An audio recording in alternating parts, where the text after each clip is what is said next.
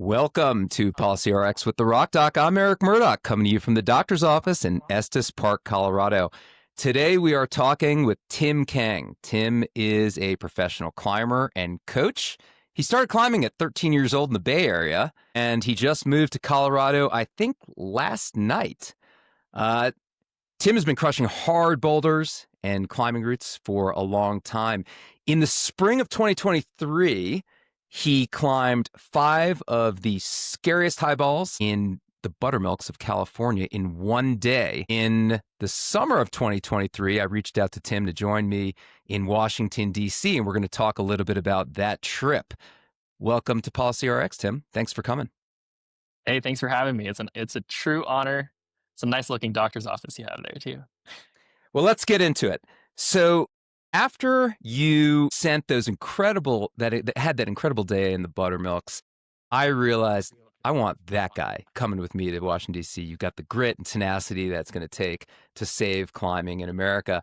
And I reached out to you, I think in the late summer, early fall of 2023, when Access Fund was working with Black Diamond to sort of assemble a crack team of professional climbers to help us work on some legislation and push back on some administrative policies that we'll go into. And the first question I have for you is, why did you accept the call to DC? What made you decide to go to Washington, DC with the Black Diamond Access Fund team? Yeah, it's a good question. There's a couple of layers to this answer, I guess. And thanks for the intro. I guess first and foremost, I always kind of grew up appreciating some level of, doing some work beyond just the interest that I have. And it was clear to me, I think, at a younger age. When I was in high school, I was part of a club called Students for Haiti Solidarity. Our school was working with a group in Haiti.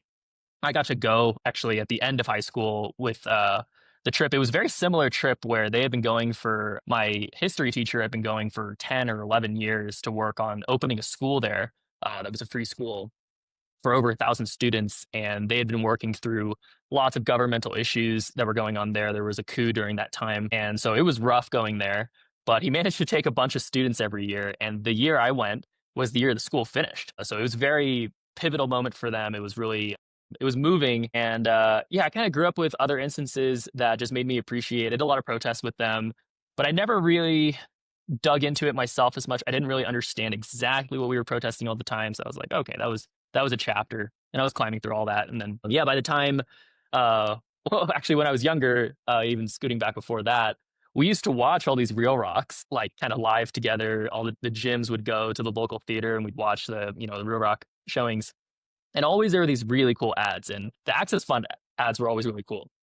And I think I started to donate some money that I didn't really have much a long time ago to the Access Fund. I always thought that was such a cool idea. And I grew up mostly in California in the Bay Area, and we would climb in some areas that were saying, supported by the Access Fund, or like this area. I'm like, oh, that's actually really cool. Like I didn't really think about it in that way. So I was like, okay, so climbing, clearly isn't just like we go out and just climb on random stuff. It's actually has to be managed, or you reached out to me. I looked a little bit more into the particular issue that we were trying to work with, and realizing there was another side of this battle, if you can call it that. And just started to think a little bit more. Even during that time when I went, I still didn't understand all the nuances. And I think I asked you, I was like, how much do I have to know? Even for this podcast, it's like, oh, you don't actually know much. So then that kind of also put it into my head where it's like, okay, I understand. I'm a pawn of a bigger battle, not in a bad way, but I was like, I kind of want to see what this is about, because pawns are important figures, even if they're not as knowledgeable in this case or as impactful or so I thought. I still was like, okay, I'll play along. I'll see what's up. And it feels nice for once to actually feel like I can help out with something. If that's what it is. It was a very quick trip. It was very quick prep for. I didn't even have a suit. And you're like, you got to get, something to look nice. I was like, I didn't understand who we were going to talk to. And so from before going, I think before I really went, it was really just like kind of following up with things that I was okay doing when I was younger. And then going into it, I was like, oh, okay, this is a little bit more meaningful. And then when I was actually there, I got a lot more interested. And the group was just very serious. It was clear that this was a long lasting, it had been coming for a while. these trips, and lots of work had been going into this. So I took it a little bit differently to heart, and I learned a lot. But at the end of the day, it was an ask. I didn't know what I was exactly agreeing to. I almost didn't, and the real truthful reason why I decided to go was a lot of athletes were asked to go, and not a lot of athletes said yes. And I thought it was very interesting that, not to throw shade in any way, but I was by far the youngest person there, and I'm 26 now, and I found that to me very disappointing. Also at myself, because I just didn't understand very much at a young age, and I know for a fact that not that many people in my generation or my age know almost anything about what's going on. And it's just like climbing routes outside, you just take them for granted, and you don't realize that somebody worked their butt off to put the bolts up there, and it's the same thing going on here. So it's, I guess it's some due diligence as I'm getting older and appreciating what I actually have, you know? So for that particular trip in November of 2023, the mission was pretty clear for us. And we were going to talk with a bunch of legislators, congressional members about trying to support the Protecting America's Rock Climbing Act, which eventually became law and saved, tens of thousands of climbing routes in 28 states in the wilderness. But we also were planning to meet with the administration, the leadership of the Park Service and the Forest Service, because we knew that they were about to drop some policy. And we obviously didn't see that policy until after the meeting. And I remember very well hanging out with you in the basement of the main interior building in DC when we opened up the policy. And that was after the meeting we had with the Forest Service and the Park Service. And I can only imagine what it was like for you to be thrown into that situation. But what was, I want you to tell that story of sort of like what it was like for you and what you saw through your eyes, meeting with these lawmakers, meeting with these administrators, and did it feel at the time like this was an incredibly important moment in the history of sort of climbing policy and the trajectory of how climbing was going to be allowed or not allowed in the United States? Yeah. I mean, I wish after the trip, I had like wished somebody had made a highlights or something of Eric just like madman running around and corralling everybody and sending people places and organizing all this stuff, because we had a pretty large group of people. We did have a lot of serious athletes there, and it was really cool for me to meet a lot of these people I looked up to growing up, and then working with them on this, this cause that we were, all agreeing with. And I guess I hear a lot of stories in some of our downtime, but it was hectic. We came in again. I didn't know what was going on until the morning of. I don't know how many meetings we did that day, but I don't know, we must have done like 15 meetings over 2 days or something, and then like barely made our flight. Yeah, I think we got to the airport and I had like 40 minutes to board or to fly off, and you were like, it's gonna be fine. So it was it felt like a long trip, and then when it was done, it was like it went by super quickly. But yeah, we had to organize different groups of people for slightly different reasons. Different congressional members, or just different people we were talking to had different interests that they served. So maybe it seemed fitting to have different groups. So we were jumping around, and I was kind of working with different groups of people to, again, essentially share a message with them that we care about this, you should care about this, and we would love you to sign and support what we have. And it felt like we won. Going into it, I was pretty sure it would be difficult. I don't think that many people, I didn't think that many people would care about climbing if you spoke about it in a sort of way. To me, that was very fair. We care about climbing. We love to go outdoors and stuff. And it's like, we're in DC, man. Like we're jumping. We went to all of the biggest buildings you can see in DC. And that also was very cool. And we're talking to the biggest people who organize law, and that's what they care about, is what I thought. Yeah, anytime we opened our mouths about climbing, it felt like whoever we were talking to just was so sincerely listening and paying attention. And that kind of makes you adjust how you're sharing your story, right? Because at first you're like, oh, I got to sell this person.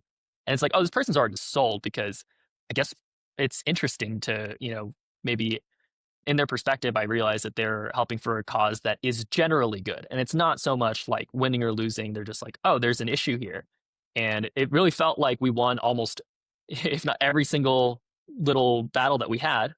And that was really, it was a snowball effect. And then I think the biggest meetings were at the end, and we had a meeting with, correct me if I'm wrong, I think it was the head of BLM. I'm not sure what her full title was, but we had a pretty serious meeting.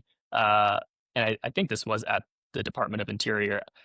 We had some serious check-in stuff. It was kind of surreal, right? I mean, it was like real security checks, and then we go up this crazy elevator in this crazy building, and we sit down in this extremely serious atmosphere to have this meeting. And that meeting in particular was really the only meeting that I had more of a speaking part than many of the other meetings. I was kind of giving a little bit of support, testimonial. I was younger, like everybody else had some pretty spectacular climbing stories. We had like mountain guides and people who had like 40 years of experience out there. And I was like, yeah, I compete in rock climbing and I like highballing and stuff. Like, they don't know what that is. But the story that I had shared in this meeting, I don't know, I didn't think about this story or this perspective to share until, I don't know, I kind of just felt like sharing a perspective that young people need to be able to experience this. All of the stories that you're hearing from all of these people who've been experiencing this for a long time is something we would love to be able to do. It has taught me, I'm a coach, I've taught other people, and it's incredibly important for me to be able to share, a balanced atmosphere in the world, and sure we have. And this person was just like, just just glued looking at me, and I was like, oh my God, like, do I keep going? And yeah, afterward I could tell that story meant something to her, and that felt good. That felt like, for me, that was a win, and I was like, wow, that was so much more meaningful to me than I thought I would. I thought it was enough, honestly, just to sit there and be like, I'm another one of these guys, like, and just, yeah, to have a real speaking part just kind of threw me for a loop. But it was really fun, but also it was very meaningful.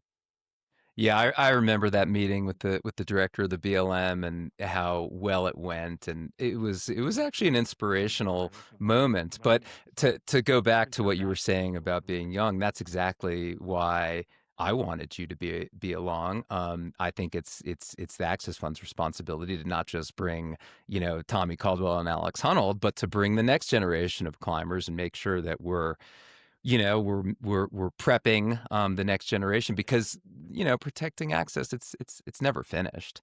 And I'm really glad that you got to experience that. When the bill finally passed into law, at the end of 2024, when we actually created the Protecting America's Rock Climbing Act, and it was a huge moment for the climbing community. Were you following along? Because I didn't check in with you.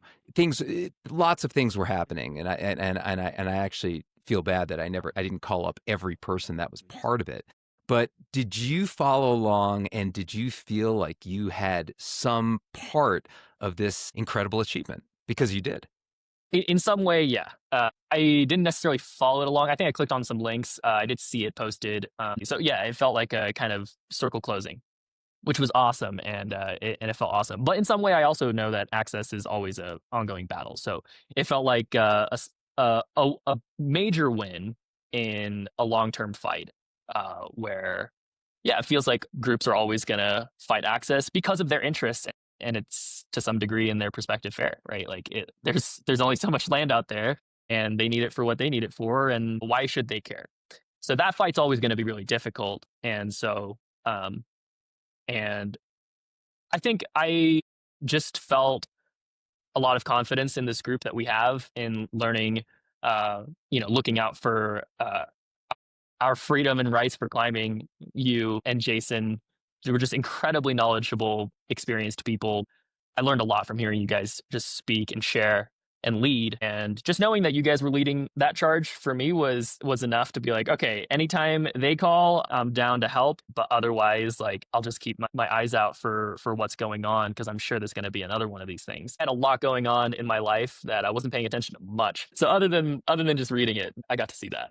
Well, you did a great job when you were in DC, and I could tell you had sort of an aptitude for this. And, I know you're a frequent contributor to the Test Piece podcast, where you kind of deconstruct climbing and totally geek out on the nuances of climbing. And I'm wondering if you see sort of a similarity, or if that's what attracted you to the real strategic advocacy that was going on in DC, you know, you really like to dive into how can you climb better?